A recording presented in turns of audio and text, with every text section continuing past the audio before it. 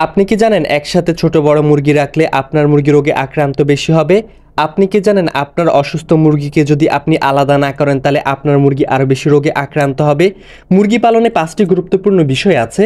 নতুনরা এই বিষয়গুলো গুরুত্ব দেয় না বলেই তারা সফলতা অর্জন করতে পারে না।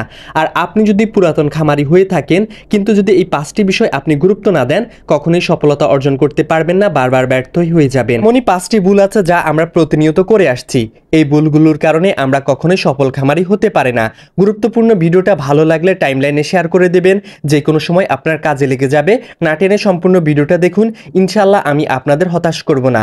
ভিডিওটা ভালো লাগলে লাইক কমেন্ট করে সাথে থাকবেন, আপনারাও আমায় হতাশ করেন না। শুরু করা যাক মূল ভিডিও। মুরগি পালনে প্রথম ভুল, সঠিক খাদ্য না দেওয়া। আপনি যদি আপনার মুরগিকে সঠিক খাবার না দেন তাহলে কখনই মুরগি পালনে সফলতা অর্জন করতে পারবেন না। মুরগি বেঁচে থাকার জন্য, মুরগি ভালো থাকার জন্য, সুস্থ থাকার জন্য, রোগ প্রতিরোধ ক্ষমতা বৃদ্ধির জন্য সঠিক খাদ্য খুবই গুরুত্বপূর্ণ।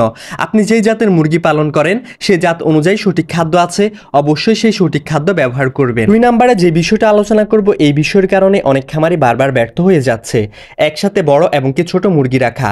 আপনি যদি একসাথে বড় ছোট বিভিন্ন জাতের মুরগি রাখেন, প্রথমত আপনার খামারে মুরগি গাম্বুরো রোগে বেশি আক্রান্ত হবে। দ্বিতীয়ত হচ্ছে আপনি খাবার দিতে গেলে ছোট মুরগিগুলো খাবার পাবে না, বড় মুরগিগুলো বেশি খাবার খাবে, ফলে ছোট মুরগিগুলো দুর্বল হয়ে একটা সময় রোগ প্রতিরোধ ক্ষমতা হয়ে মারা যাবে, রোগে আক্রান্ত হবে।